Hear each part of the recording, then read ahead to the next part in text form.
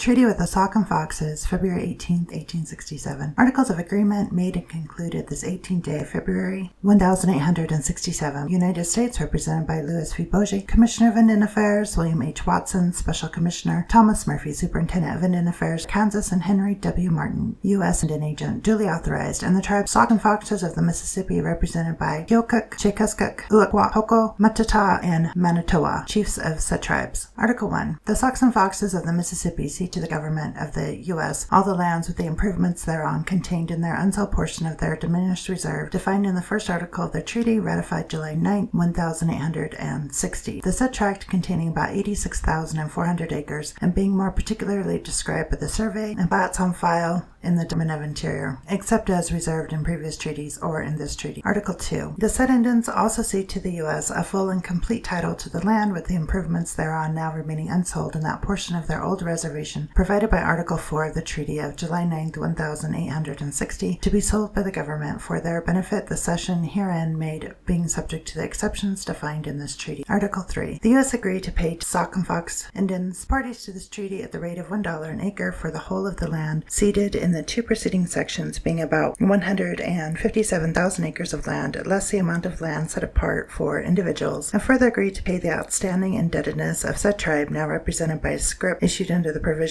of previous treaties and amounting on the 1st of November 1865 to $26,574, besides the interest thereon, out of the proceeds of the sale of land ceded in this treaty, and the amount herein provided to be paid to said Indians after deducting such sum as under the provisions of this treaty are to be expended for their removal, subsistence, and establishing them in their new country, shall be added to their invested funds, and 5% interest paid thereon in the same manner as the interest of their present funds is now paid. Article 4. At any time after the ratification of this treaty, the land ceded in the first article shall be held and considered at the disposal of the U.S., except that until the time for the removal of Indians is fixed by public notice under the provisions of this treaty, no interference shall be made with the rights of Indians as the occupants of the lands, but they shall remain in all respects without molestation in the same manner as if this treaty had not been made, and provided further that inasmuch as there are valuable improvements upon said reservation, such improvements shall be appraised under the direction of the Secretary of Interior, and appraised value of same shall be paid to the U.S. before title is given to any individual or corporation for the lands upon which such improvements are situated. Article 5. The land ceded in the second article of this treaty, being the unsold remainder of the lands provided in the fourth article of the Treaty of July 9, 1860, to be sold in trust for said Indians, shall immediately upon the ratification of this treaty become the property of the U.S. and shall be open to entry and settlement, and the lands in the second article ceded as well as those ceded in the first article shall be subject to all the laws and regulations of the General Land Office, the same as other public lands, except as relates to the provisions in the next preceding article relating to the time when they shall be open for settlement and the requirement of payment for the improvements, and should there be any improvements upon the land ceded in the second article, they shall be appraised and payment shall be required therefor, provided that such land shall be subject to sale and tracts of not exceeding 160 acres to any one person, and at a price not less than $1.50 per acre. Article 6. The U.S. agree, in consideration of the improvements upon the said reservation, to give to the Sauks and Foxes their future home, a tract of land in the Indian country south of Kansas and south of the Cherokee lands, not exceeding 750 square miles in extent. The selection of such new reservations shall be made under the direction of the Secretary of Interior, and with his approval by commissioners appointed by the said Secretary,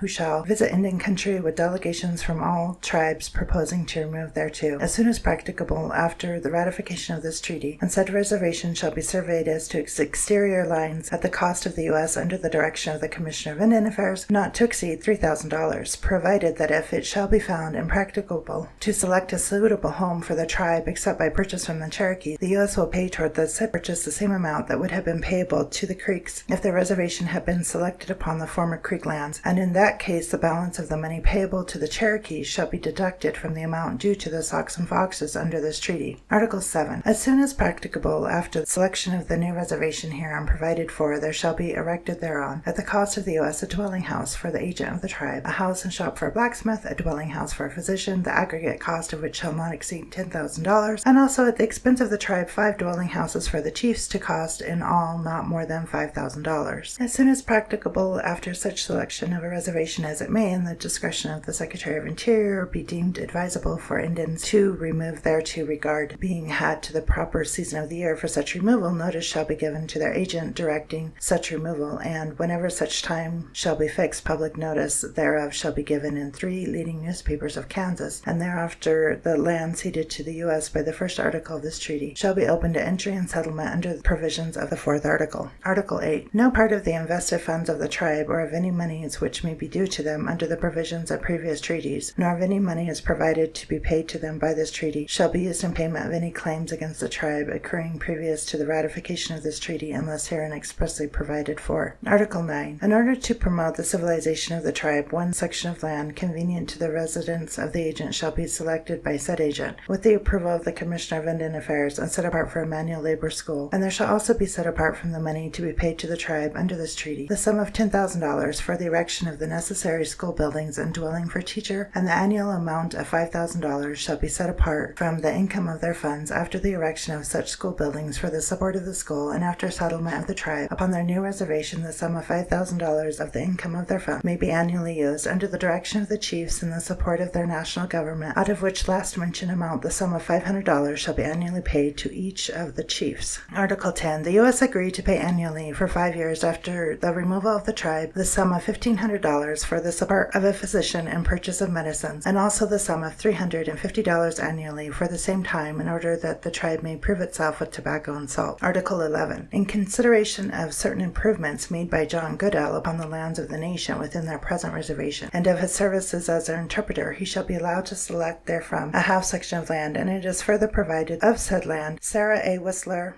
Pasha Kaka, or Amelia Mitchell shall each be allowed to select a half section of land, the latter selection to include the house in which she lives, and Julia A. Goodell 1/4 section besides a land not exceeding 8 acres upon which her house and improvements are situated, and Mary Means 1/4 section to include the improvements occupied by her, and there shall also be allowed to Antoine Goki and William Avery each 160 acres, to Leo Whistler and Gertrude Whistler each 320 acres, and to James Thorpe, Virginia Thorpe, and Cassandra Thorpe, Thomas J. Miles, Hattie Miles, Emma K. Okuk, Hanny K. Okuk, Mo Ko Piqua, each 80 acres. Manitow, Palmachuk Kappa, Henry Jones, Wilson McKinley, and Carrie C. Capper, each 160 acres to be selected from unimproved land, provided that the parties herein named shall be paid to the Secretary of Interior within 3 months after the ratification of this treaty, the sum of $1 per acre for said lands. The unveils, which be used for the benefit of the Sauks and Foxes in the same manner as the other funds arising from the sale of their lands. Provided also that George Powers, the present government interpreter, for valuable services rendered in uniform kindness towards the nation, shall have patented to him in free simple 320 acres of land to be located by the agent, provided also that they may select from land on which improvements exist by paying the appraised value of such improvements. But no selection shall include agency, mission, or mill buildings upon the approval by the Secretary of Interior of such selections, and on payment therefore, as hereinbefore provided, patents in free simple shall be issued to the respective parties, their heirs or assigns. Article 12. In consideration of the faithful services of Samuel Black in protecting their houses and timber from trespass and depredation, there shall be patented to him in free simple the tract of land upon which he lives, being the west half of the northwest quarter, section 4, township 17, range 16. Article 13. John Rankin, licensed trader, having erected valuable building at the agency, it is agreed that he may have a patent for the land not exceeding 8 acres upon which such improvements are built, and not to include any other improvements, on the payment of $2.50 per acre. Article 14. The Sauks and Foxes, parties to this treaty, agree that the Sauks and Foxes of Missouri, if they shall so select, with the approval of the Secretary of Interior, may unite with them and become a part of their people, upon their contributing to the common fund such a portion of their funds as will place them on equal footing in regard to annuities. Article 15. The claims of Sauks and Foxes against the U.S. for stealing of stock, which have heretofore been adjusted, amounting to $16,400, shall be paid by the U.S., and the amount disbursed and expended for the benefit of the tribe and such objects for their improvement and comfort upon the new reservation as the chiefs through their agent shall desire. And whereas the Indians claim that one full payment due under previous treaty has never been made to them, it is agreed that a careful examination of the books of the Commission of Indian Affairs shall be made, and if any sum is found to be still due and unpaid, the same shall be paid to them per capita in the same manner as their annuities are paid. Article 16. The U.S. will advance to said tribes of Indians a sum of $20,000 or so much thereof, as may be necessary to pay the expenses of their subsistence for for the first year after their arrival at their new home in Indian country, and to pay the necessary expenses of removal and furnish necessary rations for the journey during such removal. Said removal to be made under direction of the superintendent or agent to be designated by the Secretary of Interior. The monies thus expended to be deducted from the whole amount provided to be paid for their lands herein ceded. Article 17. It is hereby provided that the half-breeds and full-bloods of the tribe who were entitled to selections of land under the Sauk and Foxes Treaty, ratified July 9th, 1860, and which selections have been approved by the Secretary of Interior, shall be entitled to patents and free simple for the lands heretofore selected according to the schedule annexed to this treaty, provided that where such selections have been made and the lottees have sold their lands for a valuable consideration not less than $1.25 per acre, the Secretary of Interior shall, upon full proof being made, cause patents to issue to the purchasers of or their assigns. Article 18. All sales hereafter made by or on behalf of persons to whom lands are assigned in this treaty shall receive the approval of the Secretary of Interior before taking effect in conveying titles to lands so sold. Article 19. The U.S. agree to pay the expense of negotiating this treaty not to exceed the sum of $1,500. Article 20. The chiefs and headmen of the Sauks and Foxes have permitted their employees to cultivate farms which, together with the farms of Keokuk and other chiefs, are embraced within an area of 2 miles by 4, and the said Sauks and Foxes, believing that the lands comprising the said area have been made valuable by reason of said occupancy, and in order that they may receive a fair compensation for said area of land, bounded and described as follows, except as heretofore especially accepted, in the mill and mission building, to wit, commencing at the northwest corner of section 33, township 16, range 17, thence east 2¼ miles to the reservation line, thence south along said line 4 miles, thence west 2¼ miles to the southwest corner of section 16, township 17, range 17, thence north along the section line to the place of beginning, are hereby withdrawn from sale, as is provided for the sale of their lands in this treaty, and the said area of land, as above described, shall be sold by the chiefs and agent for the tribe at the best price obtainable, and they are hereby empowered to make warranty deeds for the same, subject to the approval of the Secretary of Interior, at not less than $2 per acre, in addition to the appraised value of the improvements.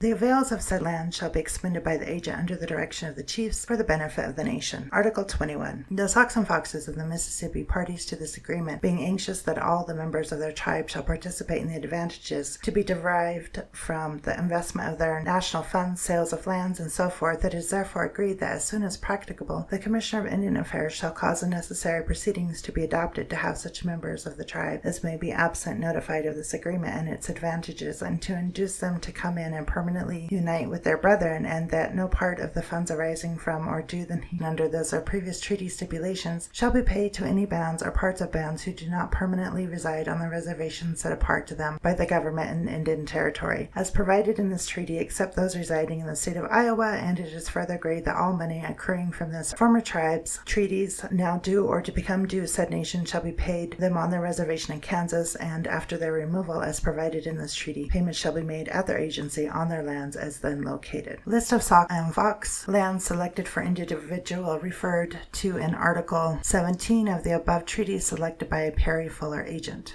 Elvira Connolly, Alexander Connolly, Cordelia Connolly, Isaac Goodell, Kishka Iwa, Mary Thorpe, Hiram Thorpe, Francis Thorpe, Amelia McPherson, Sarah Whistler, Julia Goodell, Susan Goodell, John Goodell, Mary Byington, Margaret Miles, Thomas J. Connolly, Kawakowane, George Powers, Joseph Goki, Pakata, Mac O. Takakwit, in testimony whereof these parties hereinbefore named have hereunto set their hands and seals the day and year first above mentioned. Louis V. Bogie, Commissioner of Indian Affairs. W. H. Watson, Special Commissioner. Thomas Murphy, Superintendent of Indian Affairs. Henry W. Martin, U.S. Indian Agent. Keokuk, his ex-mark. Chekoskuk, his ex-mark. Aquahoko, his ex-mark. Matata, his ex-mark. Manitowa, his ex-mark. In presence of Antoine Goki, his ex-mark, U.S. Interpreter. Charles E. Mix, Thomas E. McGraw, William Whistler, C.H. Norris, Vidal Jarrett, G.P. Beauvoir, H.W. Farnsworth.